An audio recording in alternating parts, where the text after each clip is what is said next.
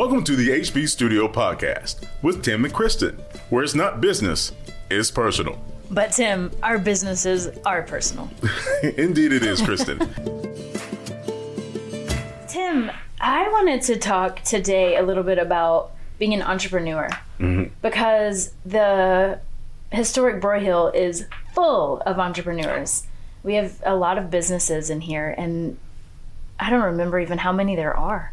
But there are multiple businesses, 3 buildings, and I would say the lion's share of the people that are in this place daily are entrepreneurs. They own their own businesses.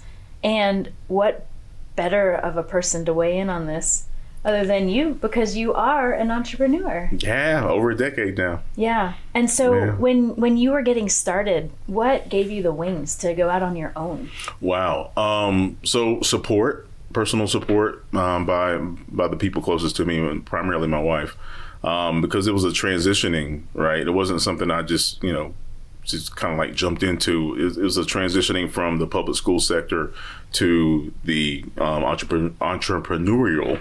I got it right. I'll get it wrong the whole time. Don't worry. Don't worry.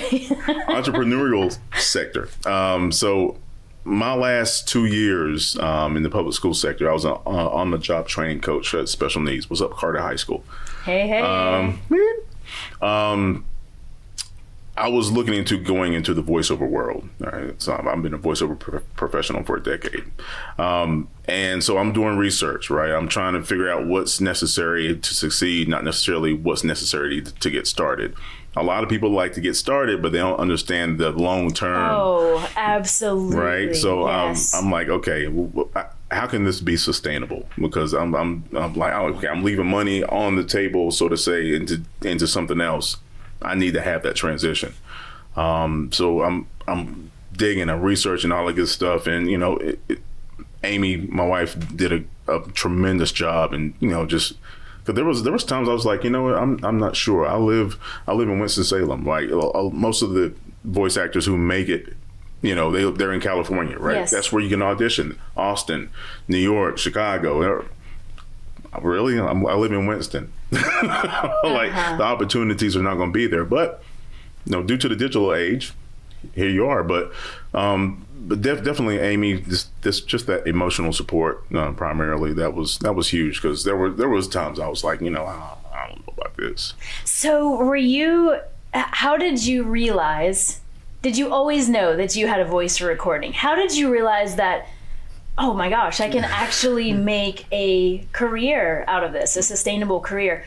Right. What gave you the belief in yourself? Was it intrinsic? Was it yourself? Or did a lot of people say, oh, you've got the best voice? So it's funny you mention that. That's also a trap for a lot of voice talent. He's blushing. I can tell. That's a trap for a lot of people, though, like for real. Because it's like, oh, you have a great voice. I mean, there are people out there who have a really nice voice. Mm-hmm. They're great in conversation. Mm-hmm. You get them in front of a microphone by themselves with a script. It's a whole nother animal. Nother animal. Cause you can sound great, but unless you make it sound great, you're not succeeding. You said a mouthful. Okay. No pun intended. Okay. Like for real, yeah. Because voice acting, because it's known as voice acting. Mm-hmm. It's acting. Yes. Right. The words that you're reading, those are not your words. Those are somebody else's. So you have to understand the specs, the specifics of the script, how they want it read, how they want you to inflect here, inflect there, yeah. Those are the things that people need to understand when talking about voice talent. But the question you asked me, it was external. It was in the school. I was approached by my boss at that time, and just reading to some kids, and she's like, "You have a really nice voice. Have you ever gotten a voiceover or thought about voiceover?" What is that? I have not, because I don't know what that is. Somebody help me here. All these computers, I have no clue. So that's when I started researching. She was still there when I left, so thanks for the tip, boss lady. No, don't leave. Yeah. Yeah, I hated to leave too, man. But public school is especially in the special needs community, is Anyway, I can only imagine. it's interesting. Well, but I think going back to what we're saying too, that's a leap. You were there, you were attached to these kids, you were doing well with your impact on them. We had a great time, man. And then all of a sudden you realize that there is probably, and there was, opportunity that you needed to at least examine, yes, if not capture. Exactly. And so then somebody gave you this pro tip. Oh, sorry, it was your boss at the time. That's kind of awkward. And then you had people like your wife, Amy, who said, okay, I think you can do this too. And then, so you went out, and what was your first gig? Oh my gosh. So my first gig was actually with a application company out of Belgium. It just dealt with, it was basically like a training module kind of thing. It was e-learning based, but it wasn't really, like in-depth e-learning. It's just really basic stuff. I only made $200, right? But it was like, oh, cool, because I auditioned for it. Okay. Right. So that's when I started. Anyway, that was a really big deal, and it still is. Right. You audition, you get an email like, "Hey, we like your audition."